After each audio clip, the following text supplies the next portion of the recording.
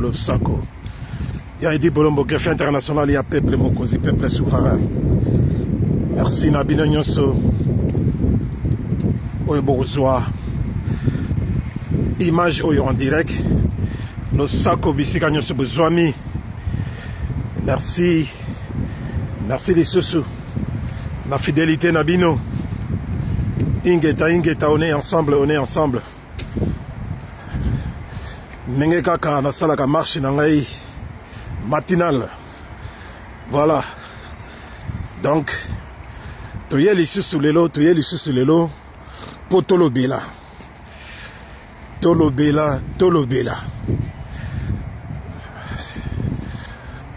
Ndeko moto maman Anto Bolochoa. Merci d'être là, le Sako, la bisu est belé. Le Sako, na Mobunde Limboka, Ale Bolochoa, Ibola, na Kadreya, lèvons-nous et bâtissons. On est ensemble. Tozako Bunda Bitumba Oyo. Peuple Mokonzi, toujours 2 siècles d'avance. Merci beaucoup Nabo Kechua Yambo, commandant Isso, il y a Younes Banz, Papa Tom, et Bandeko Nyonso, Tozala Bangwe Longo, Maman Mongala, il y a Brigitte Mongala, Maman Déboulonné, il y a Déboulonné TV, Maserati qui pas vite. Le Sako Nayo. Voilà. Sans oublier Marius Bayende, Kombolengi. Moto l'équipe Bende, il y a Tour Eiffel, il y a Baboul, il y a Eizel, na valeur. Puis le Sako Lissusu, na Alemboyo, il y a Mama Gimboyo. Honorable et déshonorable ya yongona bande ko ngai na yeli batu bataliban na yeli bataliban na ndenga mukete na lalité butu ya lelo. Je n'ai pas pu avoir vraiment un seul instant pour m'endormir comme il faut. Na maso oyo ezali koleka na est, na mambinyo so ezali koleka na est bandeko na ngai. Ça commence à faire beaucoup bandeko na ngai, ça commence à faire un peu trop. De trop. Où est monsieur le Scarmouche?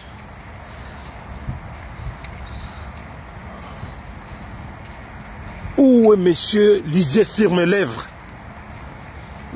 Où est votre fameux Fachi Béton? Il défesse, il dépeste. Ignon salé. Si vous avez la mémoire courte, mais nous autres, c'est différent de vous. C'est autre chose. Si vous avez la mémoire courte, sachez-le que nous autres, on ne vous lâchera pas. Trop c'est trop. Trop c'est trop, bandeko na ngai, na ye na colère moko ya kosakana te. Na colère moko ya kosakana te, komona bandeko na biso. Baza kokufa net banzinzi na est. Et que Félix Chilolo azali toujours dans la jouissance, azomona mokilo lokola ya ye, et que la RDC est devenue comme sa maison, sa petite maison. Oyo ye akoki ko sakana na batu ndenge oyo bandeko na ngai partagez ce direct s'il vous plaît. Partagez cette vidéo. Comme ça, tous ces énergumènes vont me sentir, vont m'entendre parler. En l'occurrence, Félix Tshilolo d'Imbondo Sa Bicarbonate. Voilà. Oh, Bokechu Afingaka. Bokechu Afingaka. Bino Bofingaka. Voilà, donc, on peut pas condamner quelqu'un qui insulte par rapport à celui qui tue. Moutou azako salaba crime, ou azako boma, ou azako bomi sabatu. Par rapport à Moutou azako insulté, ce n'est pas pareil. J'espère qu'on est tous d'accord. Ok? Parce que tout le monde est beaucoup exagéré. Vous prenez tout le monde pour des idiots, des imbéciles, hein, de moins que rien, parce que ce peuple-là n'arrive pas à réagir. Peuple wana biso ya Congo, ya République démocratisée du Congo, baza côté les matés, banini tout ça. Oh tofingaka, oh boketu afingaka. Mais moi je suis venu vous dire ici, naye koyebi sabino boye. Vous tous les talibans, avec votre gourou, y compris votre gourou, Fachi Béton.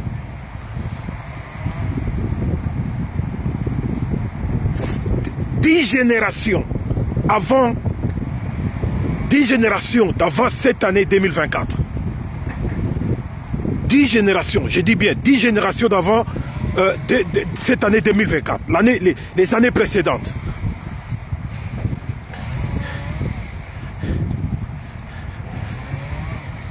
Nalobi Boye. Dans cette génération que je viens de citer, il y a des parents nabino. Nalobi, il y a des parents nabino. Kolongolate, kobakisate. Il y a des parents nabino, c'est-à-dire, oyo bakufa, na oyo bazali vivanti lelo oyo. Et je dis et je répète, il y a des parents nabino. Parce qu'ils voulaient prendre tout le monde pour des idiots.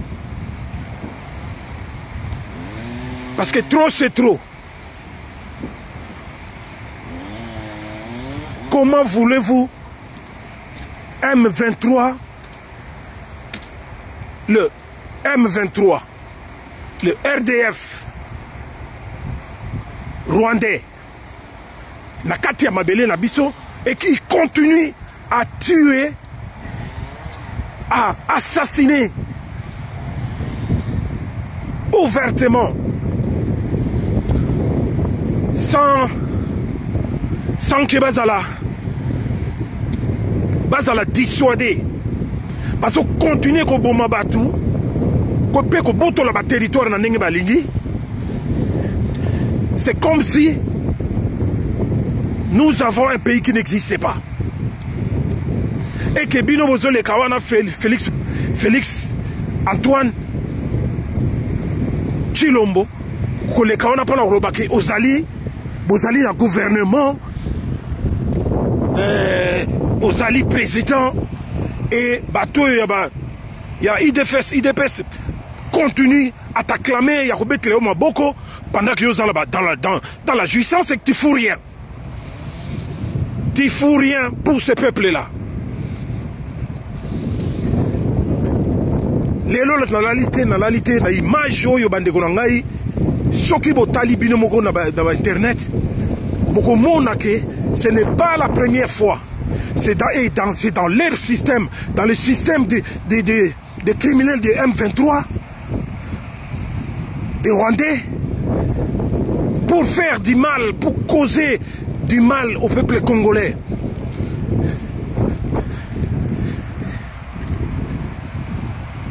Ils nous laissent voir des images très choquantes. Avant que Saké soit prise, dans le village, il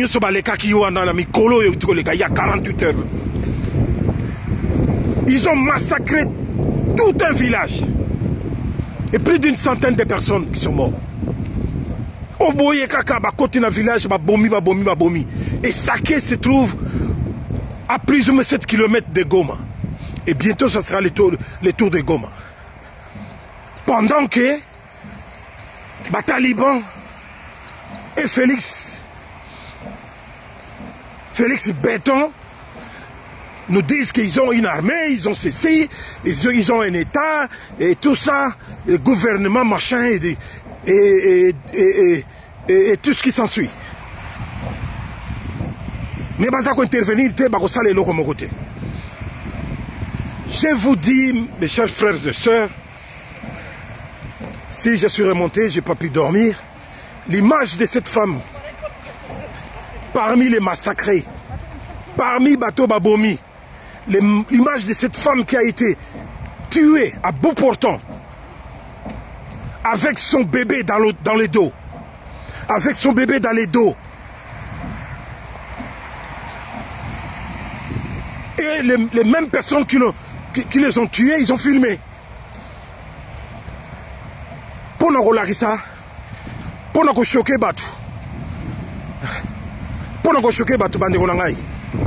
image wana ya mwana ya bébé na Mukongo, maman akufi bébé na Mukongo. Si vous vous rappelez bien, il y a eu encore d'autres images comme ça avant. Il y a maman, des pauvres femmes, et vous allez voir toujours à côté il y a un bébé qui attend le réveil de sa maman, qui essaye de réveiller sa maman. Ça, c'est des images très choquantes. Je ne sais pas. Ici, Facebook et partout, suivant la loi na bango ya média, image ya ndenge wana te. Mais ce sont des choses réelles qui se passent. Et puis, na Congo wana, et yebani nangoke, ce sont des multinationales, américains, anglais, français, belges et les autres. Ils sont derrière tout ça. Trop, c'est trop, c'est trop. Clo Vela Claudia. Trop, c'est trop, Badegolangai. Trop, c'est trop. Ndekonangai Freddy Moulongo Mukena. La plume d'or. Trop, c'est trop. Disait Matumona. Trop, c'est trop. Jean-Louis Moundela Bangwandi. Mibaramo. Trop, c'est trop. Image ya boye. Tolembi yango. Yango na ye koloko senga. Ma peuple congolais. Il est temps qu'on puisse faire quelque chose. Il est temps qu'on puisse faire quelque chose. La seule personne, l'unique, qui est plus méchant de tous, c'est ce que vous appelez votre frère, Félix Tshilombo. Yene Moutazali Mobomi. Il faut commencer, peuple congolais, il faut bandali bosonano. Éliminer Félix Tshilombo. Et il faut que Boma Félix Tshilombo, sans autre forme de procès. Si on veut arrêter tout ça, l'Iwa cette derguimem, il y a Félix Tshilombo, et ça est indispensable. Voilà. Tout ce qui est naïe pour naïe Sabino. Parce que trop c'est trop. Trop c'est trop, bande konangai. Hein? Vous vous rendez compte? En vous laissant manipuler comme ça, comme des gamins. Hein? Hein? Bande konangai. Félix, c'est un menteur, un super menteur. Il ment comme il respire. Irresponsable dans tous les domaines. On n'a jamais vu un pays, un président, faire des choses pareilles. Voilà, Bitumba, Ezana Katamboka. Les gens, les mauvaises personnes, Batuloko n'était pas Paul Kagame, Hitler noir d'Afrique, Azako Boma, Azako Pesaba Or, na Félix, et Félix se soumet, au lieu de s'attaquer directement à lui, azako yebisa biso ba n'importe quoi, azako yebisa mokili que le Rwanda nous attaque, le Rwanda nous agresse du matin au soir, mais au lieu, en tant que président soi-disant, et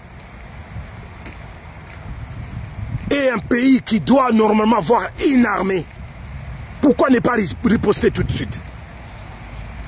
Azako sala yangote. Au contraire, d'ailleurs, qu'il est sur vos informations, Félix a intimé l'ordre d'empêcher les Ouazalendo d'agir, de continuer à faire la guerre avec le Rwanda. Il a intimé l'ordre d'empêcher les Ouazalendo, qu'on ne leur donne plus les munitions ou les armes. Parce que lui, il a peur de la communauté internationale, il a peur des Américains et des autres, tout ça. Il a peur de sa vie. Mais c'est trop tard. C'est trop tard, bandeko nangai. Il est en côté de la manipulation. Il y a la force du progrès, il y a IDPEST. Pendant qu'on est menacé, les Américains, les Anglais, les Français, les ambassades, mais pourquoi n'arrive-t-il pas à menacer le Rwanda, menacer leur ambassade, ou fermer leur ambassade, menacer l'Ouganda, ou fermer l'ambassade de l'Ouganda? Pourquoi ça ça l'a yangote?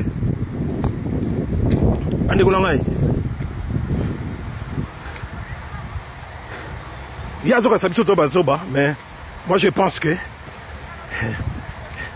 il s'est foutu lui-même les doigts dans l'œil. C'est sérieux. Le peuple congolais se totalement. Goma va bientôt tomber. Alors si Goma tombe, alors Bandegolangay, Tolinga Utoko Makote Wanate. Tolinga Toko Mawanate.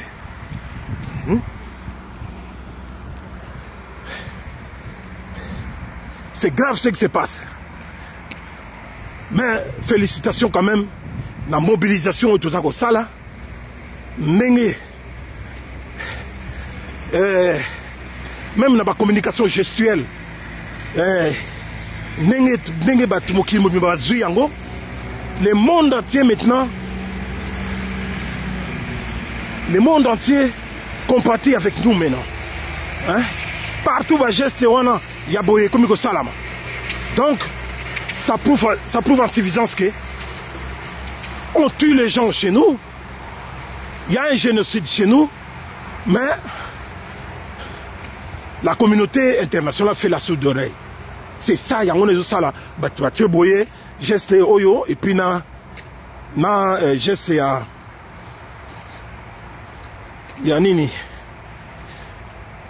il y a un revolver sur la tempe. Voilà. Donc, to médiatiser Mokil Mobimba, médiatiser yango. Et yebani Mokil Mobimba. Mais, et là, on est aussi un Congolais. Qu'est-ce que nous devons faire en plus? Parce qu'on ne peut pas rester comme ça. Et il faut vraiment, maintenant, il faut poser des actes. Il faut se mettre en action. Les marches ne suffisent pas. Oui, ça c'est pour mobiliser le monde extérieur avec nos marches. Toboïté. Maintenant, il y a des Congolais, surtout à Kinshasa. Bon, ça la distraite de Makamouya Félix, force du progrès, IDPEST. Bakenda ko manif ko menasaka ba ambassade ya ba mboka unga la tangeli bino. C'est une façon yako usurper, yako maquiller pour bango bazako salango pour un individu, pour Félix. On doit manifester pour le pays et pour le peuple. Mais pas pour un individu. Félix croyant, peut-être que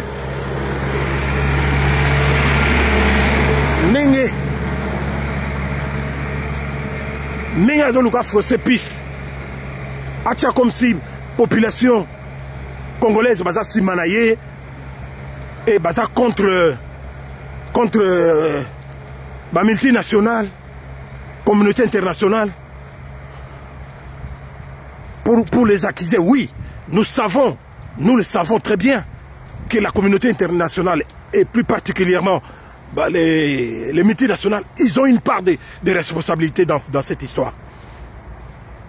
Dans cette criminalité contre le peuple congolais. Pour leurs intérêts économiques et financiers. Mais, quant à Félix Yagoza Batounaye, il y a IDPS, Force du Progrès et consorts. Il y a utilisé Bango Tia, Bango Lokola. Le peuple tout entier ou la population. Il y a Kinshasa où il y a Goma ou de partout. Tout ça qu'on manifestait contre Américains, Anglais, tout ça. Notre ennemi, notre ennemi physique, Oyo, a occasionné plus de 16 millions de morts. C'est Paul Kagame, Museveni et Hippolyte Kanambe, Obino Bengalias Kabila, Mutakinga Kati. Bangonde batuba ennemi na biso. Bazali na kati ya Congo. Alors, Boni Félix, il se permet d'attaquer les ambassades, les Américains, les Français et tout ça, pendant que les criminels qui nous tuent, Bazali na kati ya Kinshasa. Vous vous rendez compte de cela? Vous vous rendez compte de cela? Les criminels Bazali na kati ya Kinshasa wana. Oyo ba bomaka, oyo bazali ba groupes armés.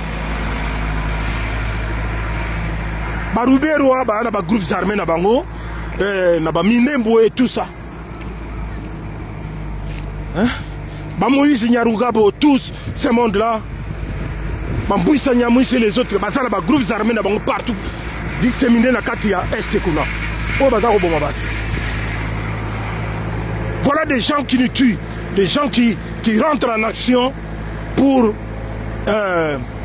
assassiner le peuple congolais, pour intimider le peuple congolais et pour nous arracher nos territoires.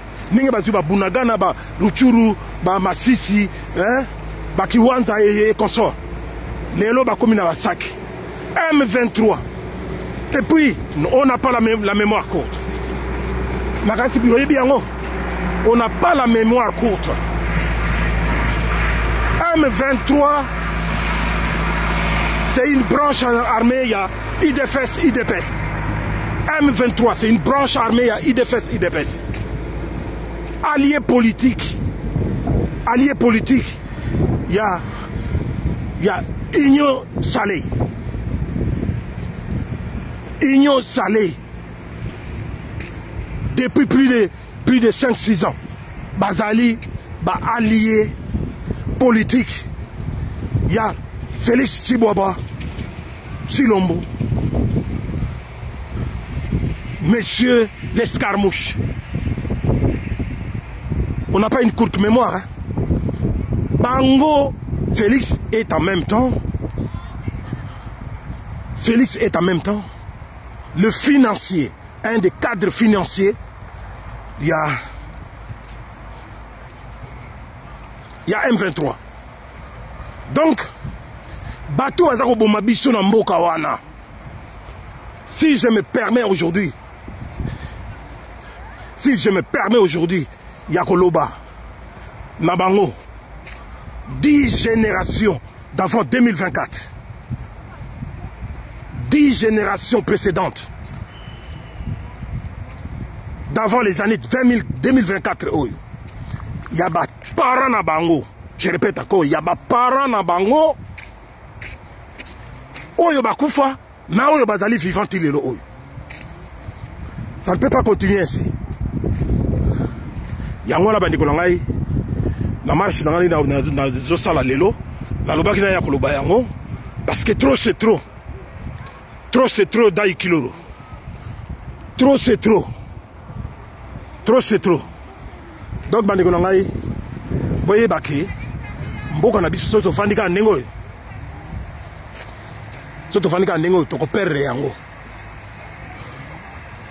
C'est un pays où il y a tout, béni de Dieu, et que tout le monde l'envie. Ce n'est pas pour rien. Tozali toujours na richesse to na kata Congo. Tozali toujours source pe origine yaba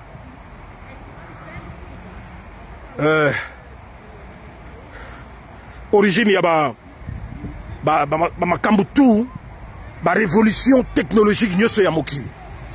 Toutes les révolutions technologiques ya mokili ko banana bombe oyo ko na Hiroshima ko banana bombe atomique ti lelo oyo to yosuka na ba batterie électrique.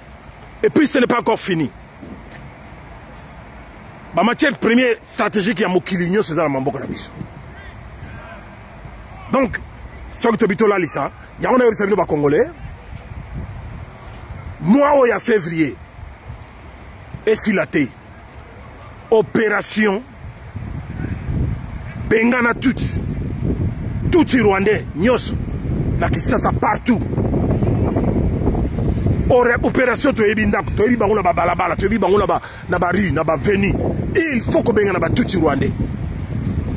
Dans ma belle la biso. Bango tout, babima, en dehors de notre pays. Parce que Eleki Akoleka, y compris Félix Tshilolo, y compris Félix avec l'IDFS, IDFS. Bazaba Bominabiso, Bazaba Ndoki, Banga Toazo Nikola Biso na Mukilwana. Alors, boti que la Félix Tamukete, Balingi ba bombo masikoyo. Pourquoi bakomi ko menacer l'ambassade Banin? Balingi ba mema batuna na diversion. Nenge 5 ans oyo witiko leka.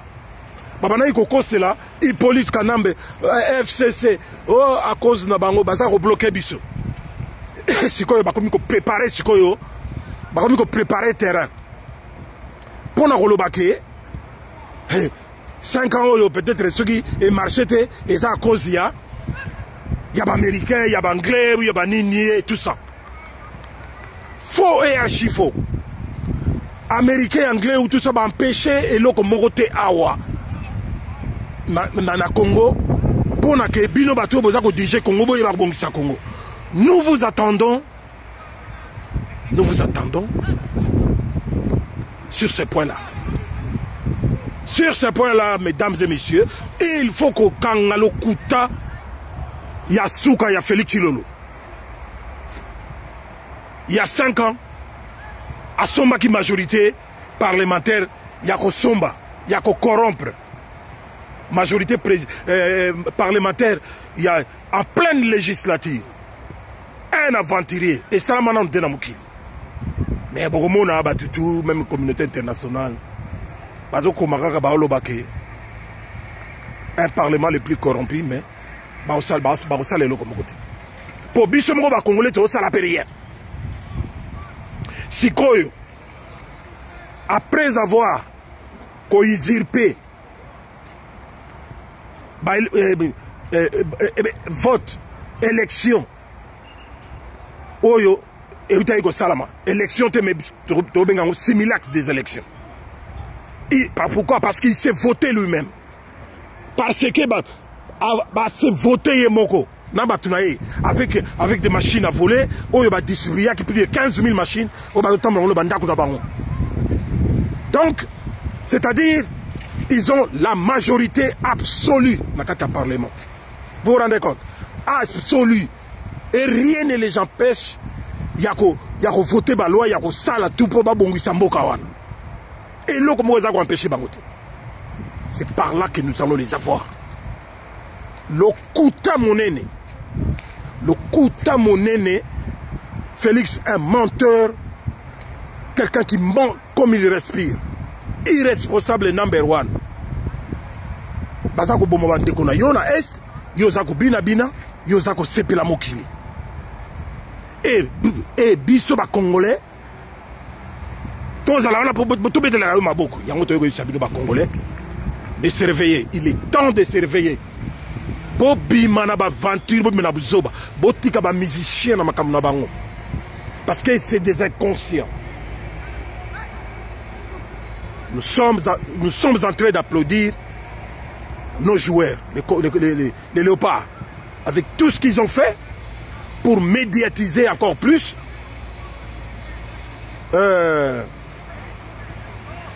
notre problème sur le génocide. Il y a peuple congolais. Namokil Mobimba. C'est comme ça que nous allons réussir à changer les choses. Po ba mindele balingaka te soki baza ko boma baza ko yiba baza ko sala nini ba population na bango yeba mais sikoyo na minute ne toza ko loba ba population na bango ba komi ko koma au courant makamunyos à plus de 50%. Donc to la tête to continuer na bato ndengo. Voilà tina oyo na yaki na lobela bino bande ko ngai ke na lala kité. Je n'ai pas pu dormir à cause de cette image-là. S'il vous plaît, partagez cette vidéo. Partagez énormément cette vidéo. Pour comme la bango. Pour Félix Chilolo. Akanseke, akobine la batu. Namutu, partout, Ernios. Il y a un temps pour tout. Alors mentir, mentir, mentir, il en restera toujours un. Il en restera toujours un. Voulu ou pas, peuple congolais totalement. Moutroka Félix Chilolo, c'est un homme à battre. C'est notre ennemi public number one. Yene Moutou, Azali, l'arbre qui cache la forêt. Yene Moutou, Azako apparaît, Menassima, Paul Kagame, Hitler d'Afrique, bazosala tout.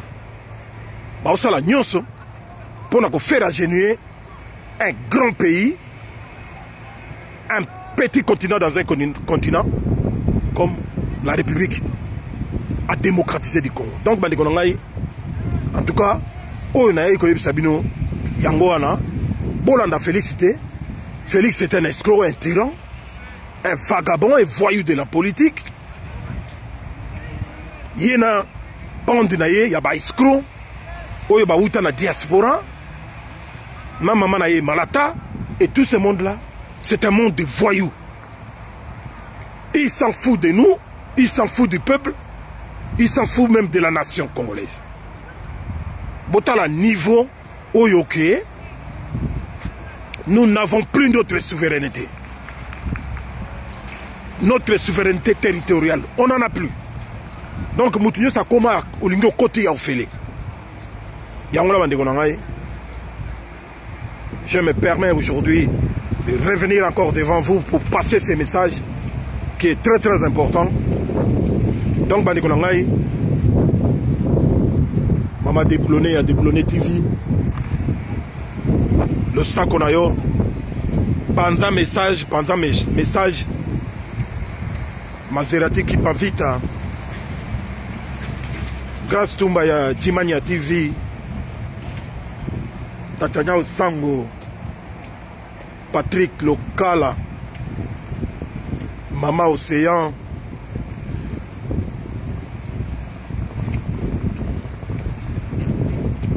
Bino Nyonso, Boboza Kobundela Mboka,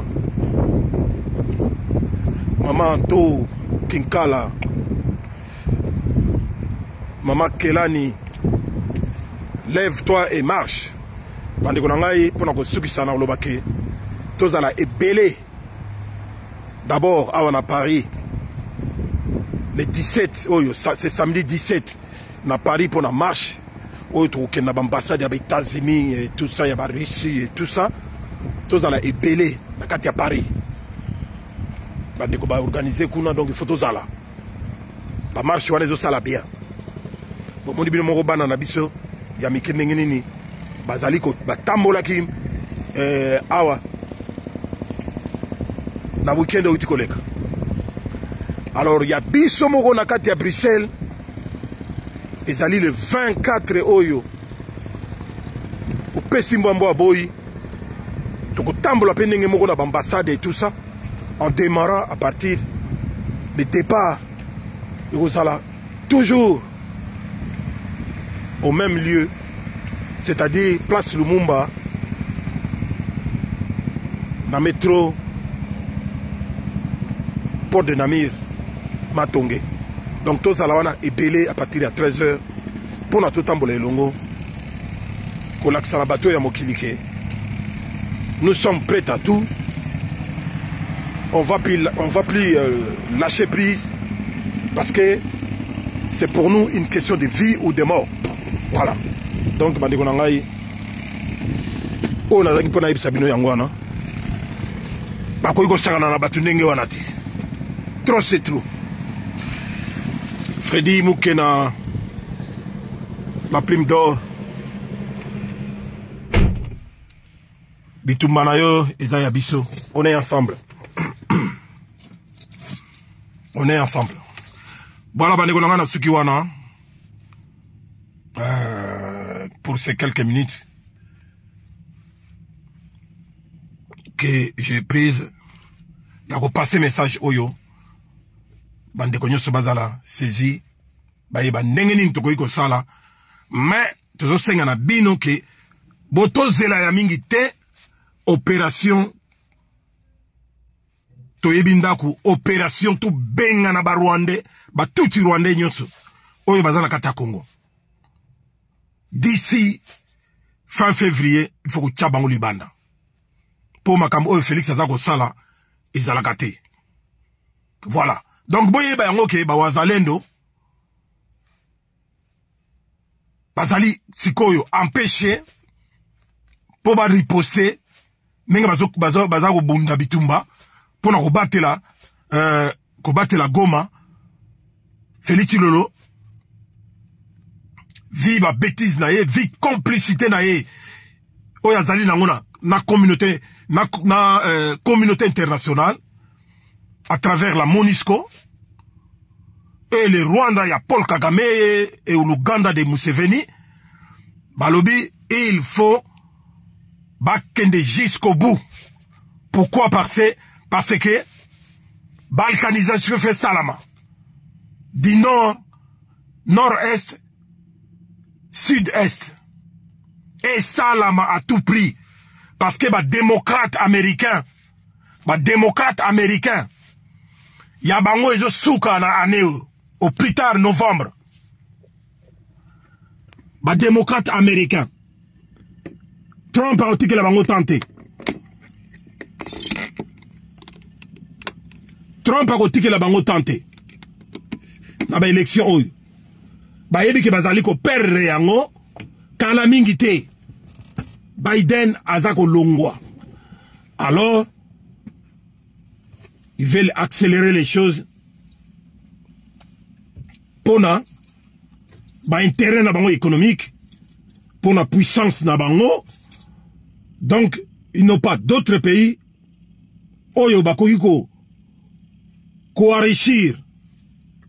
Mboka na bango ko futa ba dette na bango ya ba milliards de dollars. Oyo bazako dépenser partout na ba guerre par-ci par-là na ba lokola bazako dépenser na ba Ukraine.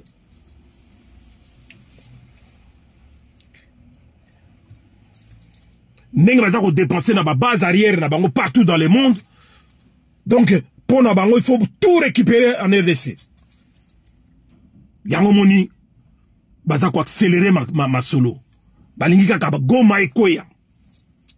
Goma Ekoya comme ça bazwa tout wana en complicité avec leurs nègres des champs, nègres de service, Paul Kouagame, Yena Bakanambe, et puis na boy na bango, Félix Chilolo, oyaza ko sali la bango, musala ya ko blanchir bango, ya ko officialiser occupation, et puis ya ko manipuler peuple na biso. Ya ko distraire peuple na biso. C'est ça l'arme principale, il y a Félix Chilolo. mais makasi boyaza nangote. Un homme fort azalaka lokola yete. Tozomona ba homme fort na ba Mali, na ba Burkina Faso, na ba Niger, tomoni ba homme fort bazande kuna. Bana mike kutukoleka ye. Mais lui, c'est un faiblard. Mouton bazo pesa ye, pouvoir sans pouvoir y a repesa. Et vous voulez compter sur quelqu'un comme lui. Yama bande konangai. Ba Taliban, force du progrès, Batouassi Anzete, espace tribal Mogoboye, Boko Sambo la Makamboy. Boko Sambo la Makamboy. Bo sepela, Tichikoyo. Mais biso ba patriote tanto, comme en Mogawana. Vous allez voir ce que vous allez voir. Ingeta, Ingeta. Nasuki wana pona lelo, merci beaucoup. Partagez, partagez si vous le voulez bien, merci beaucoup. Ingeta.